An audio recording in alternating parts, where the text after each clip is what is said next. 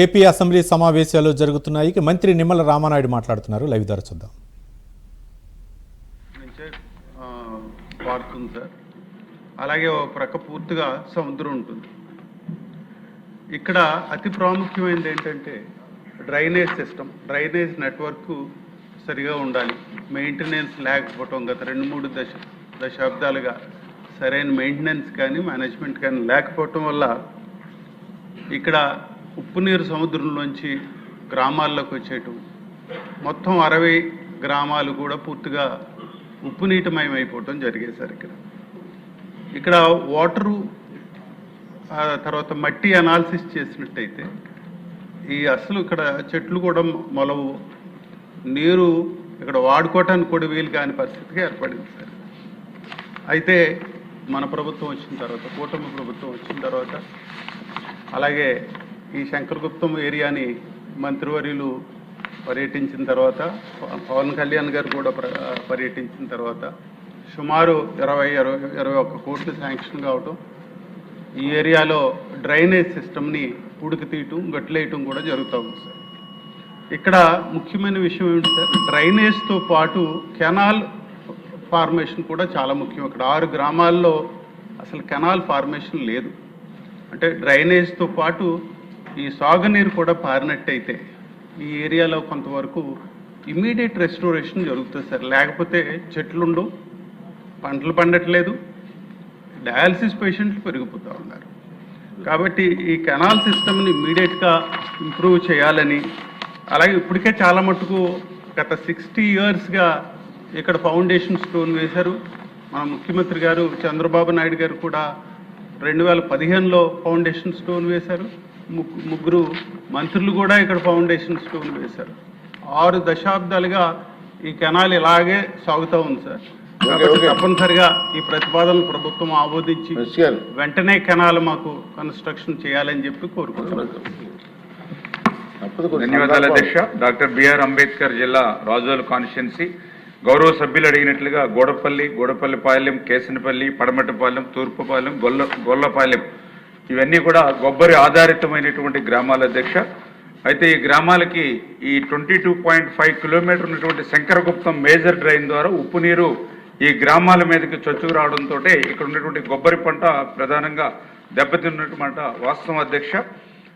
అందుచేతనే ఈ యొక్క ఉప్పు నీరు ఏదైతే చొచ్చుకు వస్తుందో దానికి ప్రత్యామ్నాయంగా ఫ్రెష్ వాటర్ కూడా ఈ గ్రామాలకు అందించాలనే ఉద్దేశంతో ఈ చింతలపల్లి మెయిన్ కాలువ నుంచి ఈ 6 గ్రామాలకి కూడా 2686 ఎకరాలు ఆయకట్టుకి సాగునీరు ఇవ్వడానికి 4 ప్రతిపాదనలు అయితే ఇరిగేషన్ శాఖ ప్రతిపాదించడం జరిగింది అధ్యక్ష. 1 పడమటిపాలెం కాలువ 4.7 కిలోమీటర్లు, 2 గోడపల్లి నెంబర్ 2 ఈస్టర్న్ కెనాలు 7.7 కిలోమీటర్లు, 3 కేసనపల్లి నెంబర్ 1 కాలువ 1.4 కిలోమీటరు, 4 కేసనపల్లి నెంబర్ 2 కాలువ 0.9 కిలోమీటర్లు.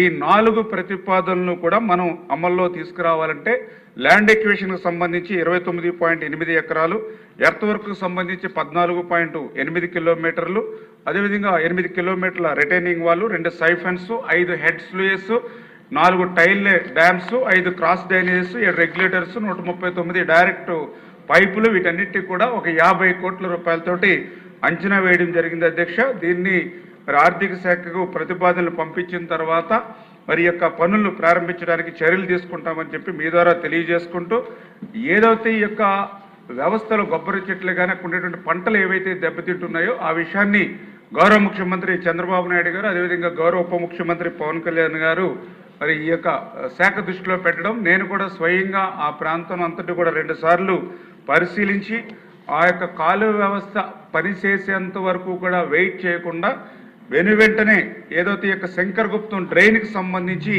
8.5 to 16.5 కిలోమీటర్ రెడ్జింగ్ నిమిత్తం, అదేవిధంగా 0 నుంచి 14.5 కిలోమీటర్లు డీసిల్టింగ్ చేసి గట్లు బలోపేతం నిమిత్తం 21 కోట్ల రూపాయలు కూడా శాంక్షన్ చేస్తాం. పనులు పురోగతిలో ఉన్నాయి. ఇప్పుడు 25% వరకు కంప్లీట్ అయిన అధ్యక్ష. ఈ సీజన్ 2027 మే నెల కల్లా ఈ పనులు పూర్తి చేసి కొంతమేర నష్టాన్ని తగ్గించగలుగుతామని చెప్పి తెలియజేసుకుంటూ, ఆ రోజు 2018లో కొంత పనులు జరిగాయి. ఆ రోజు చంద్రబాబు నాయుడు గారు ముఖ్యమంత్రిగా ఉండగా, మళ్ళీ ఈ రోజు 2025లోనే పనులు జరుగుతున్నాయి. మళ్ళీ ముఖ్యమంత్రి చంద్రబాబు నాయుడు గారు ఉండగా ఖచ్చితంగా చంద్రబాబు నాయుడు గారు కూడా 36 ప్రాజెక్టులు ఇరిగేషన్ సంబంధించినటువంటి క్యాలెండర్ ఏదైతే తీసుకున్నారో ఆ 36 ప్రాజెక్టుల ఇరిగేషన్ క్యాలెండర్లో ఈ యొక్క డెల్టా సంబంధించినటువంటి మోడరేషన్ కూడా ఒకటిగా ఉంది కాబట్టి ఆ డెల్టా మోడరేషన్ డిపిఆర్లో కూడా గౌరవ సభ్యులు అడిగినటువంటి ఈ సమస్యలను కూడా ఆ డిపిఆర్లు ఇంక్లూడ్ చేసి శాశ్వత పరిష్కారం ఈ గోదావరి డెల్టాకు తీసుకుంటామని చెప్పి మీ ద్వారా తెలియజేస్తున్నాం అధ్యక్ష.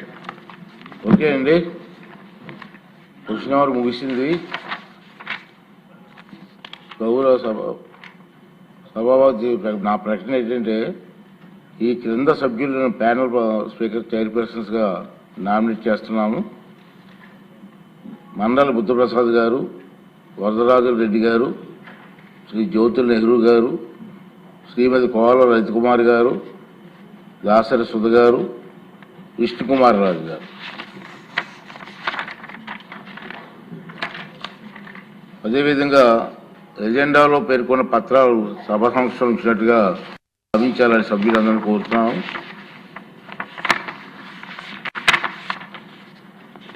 ఇప్పుడు హాఫ్ అన్ అవర్ టీ బ్రేక్గా ప్రకటిస్తున్నాను.